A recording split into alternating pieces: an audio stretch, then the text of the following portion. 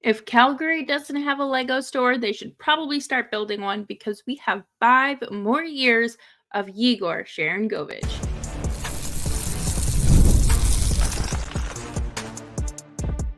You're Locked On Flames, your daily podcast on the Calgary Flames. Part of the Locked On Podcast Network, your team every day. Hello, everybody, and welcome to today's episode of Locked On Flames. As always, I am your host, Jess Belmosto, and thank you so much for joining me today. Today's episode is brought to you by FanDuel. Make every moment more. As the playoffs wind down, the sports stop sporting like we want them to. But this summer, FanDuel is hooking up all customers with a boost or a bonus daily. That's right, there's something for everyone every day, all summer long. Visit FanDuel.com/lockedon to get started. Today, we are going to be talking about Yegor Sharangovich's 5-year extension with the Calgary Flames, why this will probably age better or go over better than the Mangiapane extension, and is this the right move for Calgary? Because I thought that things may be going a little differently when it came to Sharangovich. So this is going to be interesting to dissect. But make sure you're subscribed to Locked On Flames wherever you get your podcasts, as well as on YouTube. We are here for you Monday through Friday, 5 days a week, your team every day. And just wanted to remind you all that we are daily through the month of July, so you will always have something to listen to in the shower, on your way to work, hanging out, doing whatever. So let's dive into this, okay?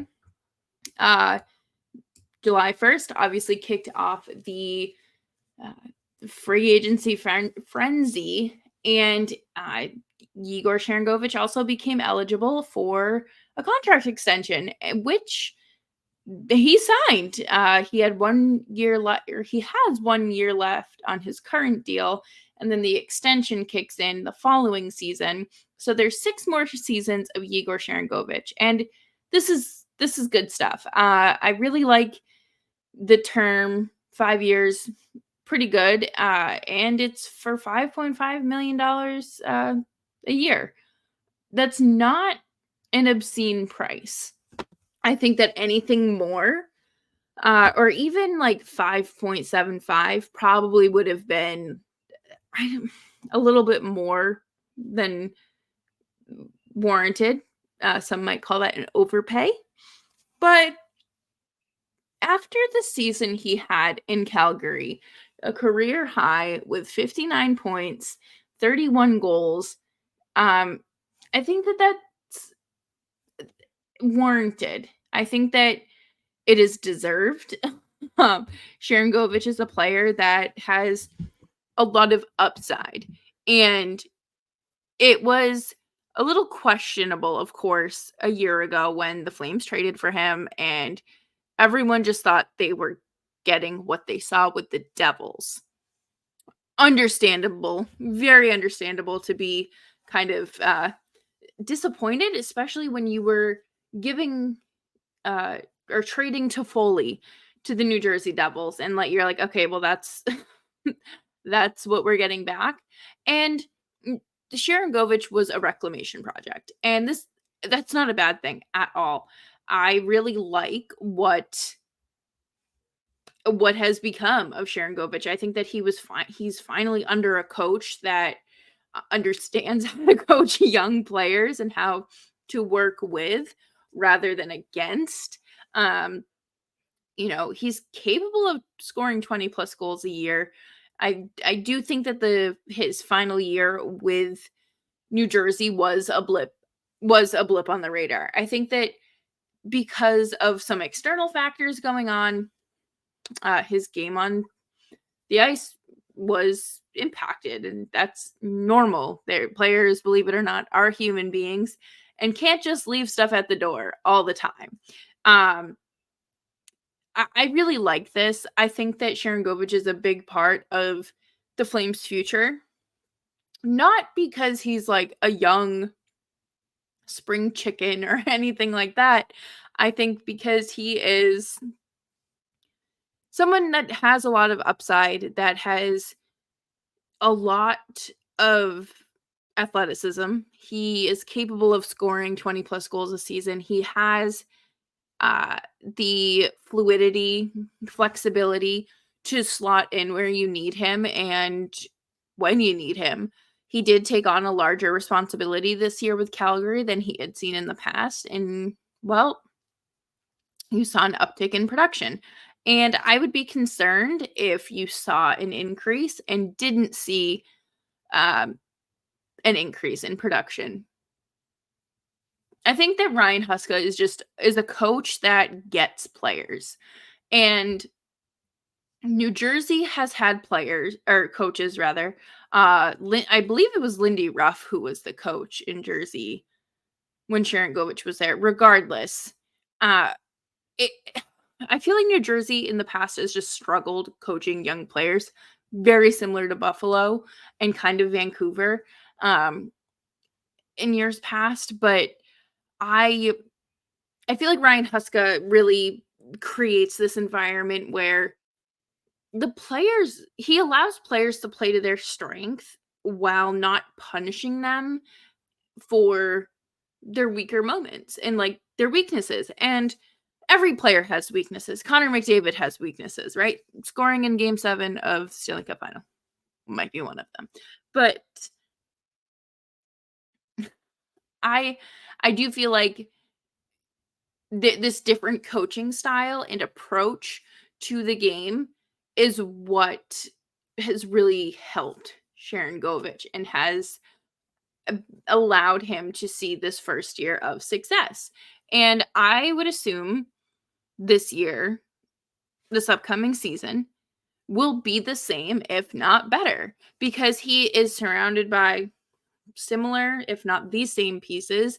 He knows the system, he knows his line mates, he knows the atmosphere and environment. And I mean, hey, 31 goals your first year in Calgary isn't bad. I will say he did exceed those expectations.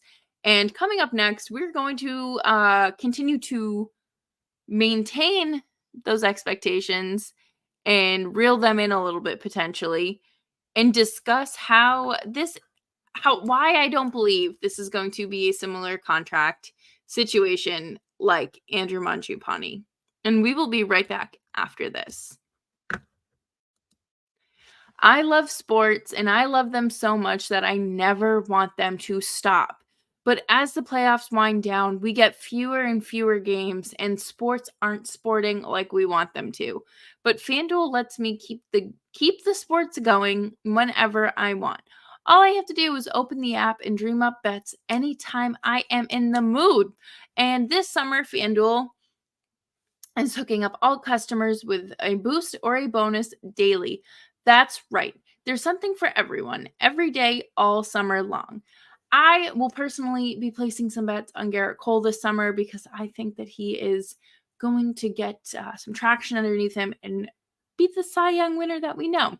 So head on over to fanduel.com and start making the most of your summer. FanDuel, official sports betting partner of Major League Baseball.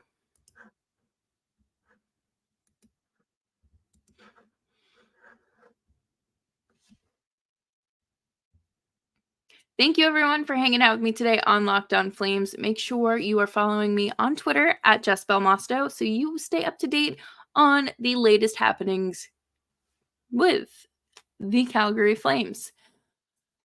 Once I had processed that Sharangovich would be signing an extension and would be staying in Calgary for 6 years, or for the next 6 years, I had a moment because there were a lot of comparisons and similarities between Sharangovich and Mangiapane's extensions.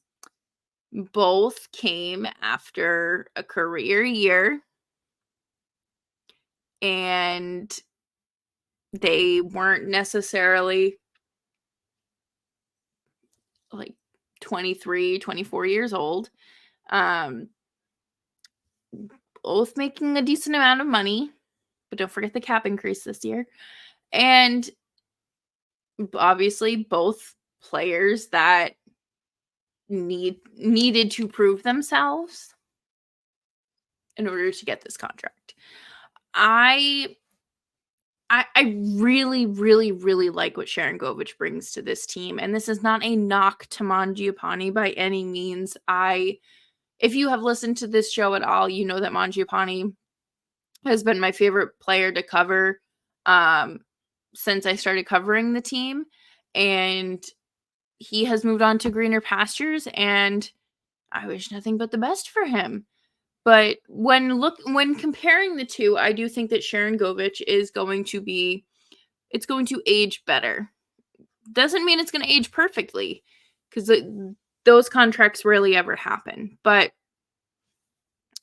Sharangovich saw an increase with time on ice this year from 14-ish minutes to 17 minutes. And I like that there is flexibility in his game. You can put him where you need him to, and he does really well with Huberdeau. And I'm sure we're going to see more combinations, especially at camp this summer. I want to see more of him and Kuzmenko together. I think that'd be super cool. And maybe even with like a young center. I don't know. Feels like the Flames are going to kind of cook up whatever they can in camp and run with what sticks. So it's not a bad idea.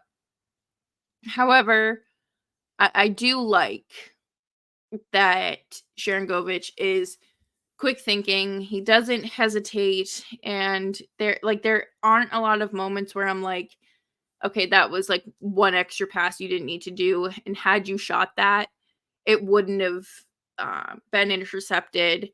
You probably would have generated a solid scoring chance. And here we are.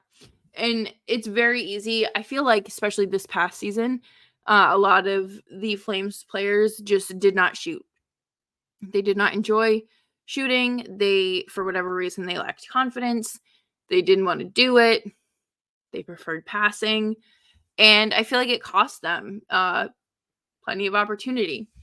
And with Sharangovich being more dynamic and having what I would say is more finishing talent, you get a better opportunity and likelihood for this contract to age well. Mangiapane was making $5.9 million or $5.8 million for 3 years. Yes, 3 years. And you guys, it stinks because you want all of these guys to succeed, right? And when your homegrown talent doesn't do that, but you bring in a player from outside and they're able to, I don't know, I feel like that kind of stings. It's kind of makes you look inward a little bit, but Sharangovich is a player that wants to be in Calgary. Craig Conroy met with the media during on July 1st at some point and just said, like, Sharangovich wants to be here. He, like, the post season or the exit interviews they did and the media availabilities with obviously the media at the end of the season kind of sounded like he didn't, like, it was up in the air and Sharangovich didn't know what he wanted. But Craig Conroy was like, no, like, the reality of that would, like, you didn't see what he was actually feeling. And I think that that's fair. I think that with any exit interviews, players are going to give you 3 answers. I love this city so much. I love playing here. I love playing in front of the fans. It means a lot to me. Number 2,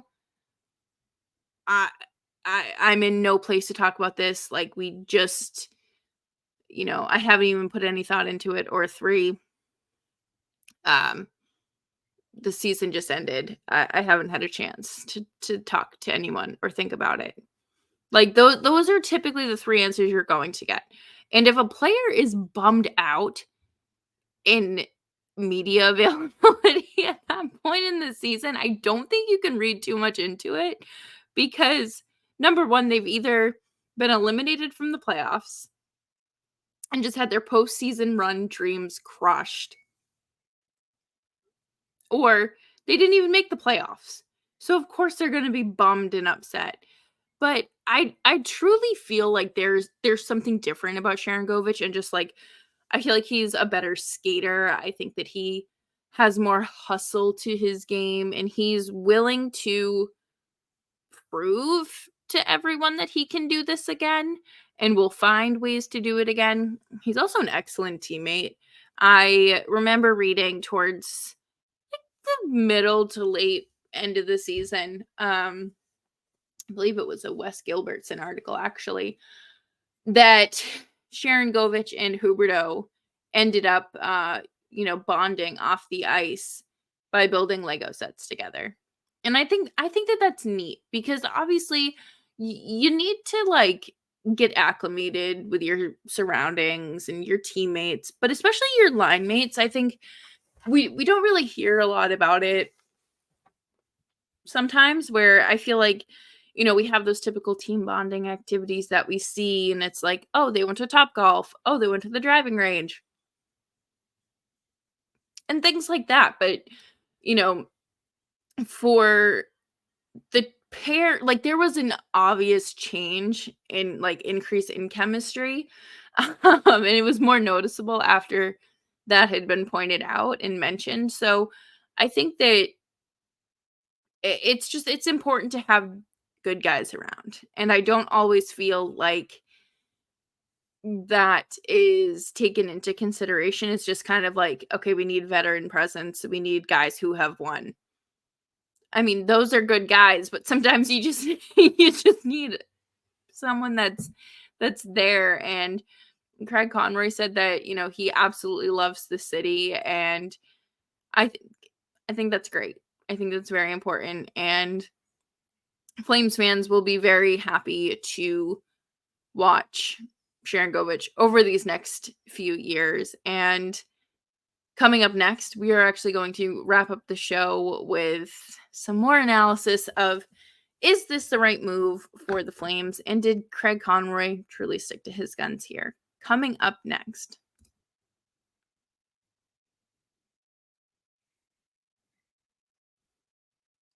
Thanks everyone for hanging out with me today on Locked On Flames. You can find the show wherever you get your podcasts, as well as on YouTube. We're here for you Monday through Friday, 5 days a week. Your team every day.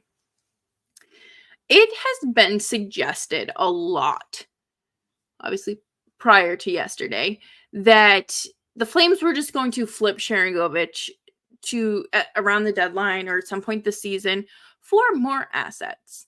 And to be honest, that is a fair assessment and analysis and expectation for the Flames, because that's what they had been doing this past year with expiring contracts. And it's not like Yegor Sharangovich is 23 years old.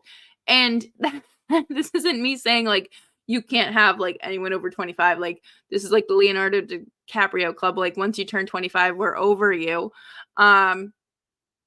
No, like it's like we understand that there is a line, and like you can't be signing 27-year-old Yegor Sharangovich to this deal. That is absolutely nuts. But you have Yegor Sharangovich for the next 6 years. Is that something that is going to benefit your team more than more draft capital or prospects? And that's the gamble that you have to take. Like there's no telling what the return would have been for Sharangovich. If they're just like, it was only a second round pick for Mangiapane. Like, okay.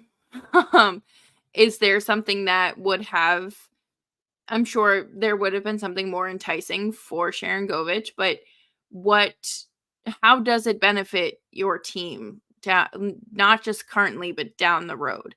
And I think we all know the Flames aren't just like bottoming out. They are not stripping it down to the studs. There are still long-term contracts on the books, long-term expensive contracts on the books.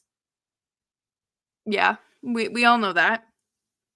So you need players that aren't super expensive, that are going to be around for a while.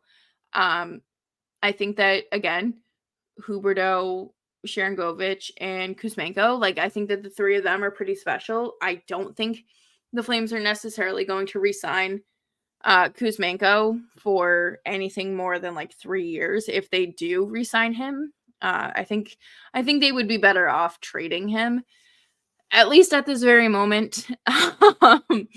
I do have some worries about the Flames power play, but maybe that's something we can fix this year. Who knows? That is a whole different conversation. But I feel like securing a player that you know is capable of playing well on your roster, that has the flexibility, isn't expensive, and has the talent to back it up is very important. I think that that is something that kind of goes without saying, right? Like, Sharangovich led the team in goals with 31. And you hope you're getting more players like that. Eventually, you're going to develop those players one way or another. And you obviously need to score goals to win. I truly feel like this was the right way to go. Craig Conroy wants guys that are going to be here, wants talented players, uh, low risk, high reward contracts. And I'm sorry, but $5.5 million for a guy who put up 31 goals in the new era of this cap increase, it's realistically, like, that's not that bad. It's not as bad as it sounds. And I think we just kind of have to, like, this isn't a bad contract in comparison to other ones the Flames have. Okay. We don't want to be anywhere near that. And I don't think that this comes close to it. And maybe 3 years down the line, we're having an entirely different conversation. But right now, this gives Sharangovich the time to continue to do well, for the younger guys to get integrated into the lineup, but not being completely set up to fail. Like, you look at San Jose and they have like no one over 25 in their forward group, it feels like. It's very young. There's no like veteran there to like prop them up. Not that like just one player should have to do that, but you look at Chicago and kind of the turn that they took this offseason. They have a lot of younger players, but they brought in Taylor Hall, Nick Foligno, Tyler Bertuzzi, and there's a fourth one that I cannot remember. Pat Maroon, that's who it is, Pat Maroon. To really integrate, that veteran presence into this young locker room and say, hey, we've been here before. We know what it's like. Let us help you and guide you through. And Sharangovich will be that player for some of these guys that were just drafted. For the Hunter Brewstowiches that the Flames traded or received in a trade, or the ones that are going to be acquired this year and playing with the Wranglers. Like, there's opportunity here, and it takes a special person to take the initiative and be like, do you want to come hang out and like build Legos or whatever the bonding situation is, because chemistry is important. You need it on the ice, and if it's better off the ice, if you have solid communication and chemistry off the ice, it is going to translate to your on ice performance. And I think it was kind of obvious. Elias Lindholm hadn't been traded yet, and I feel like there was a much better connection between Sharangovich and Huberdeau, and there was a little bit of a disconnect between the center and the two wingers. So I'm not saying everyone has to go over and build a Lego Titanic, but it's important to welcome your teammates and to foster a solid environment for everyone. And I really don't think that the assets would, like, I feel like it's a pretty even trade-off. If you were to get some draft capital for Sharangovich, or you sign him to an extension, I like what they did. And like I said before, we might be revisiting this in a few years, and I'm saying, oh my God, go back, burn the tapes. But I think Sharangovich is a solid forward that the Flames need. And Sharangovich is not a first-line player on a Stanley Cup winning team, which is why he's here. Because he needs to make this, he has the capability of making this team better, while the other options around it kind of stink. So I like this trade. I think this is going to go better than Mangiapane's extension did, and I'm happy for him. I think that this is a good continuation down the road of rebuilding, retooling this transition period for the Calgary Flames. But that will do it for me today on Locked On Flames. I hope you all have a fantastic evening and are able to enjoy the rest of your week. Please remember to stay safe, stay warm, stay dry, stay hydrated. Make sure you're finding the show and subscribe to the show wherever you get your podcasts, as well as on YouTube. And I will see you tomorrow.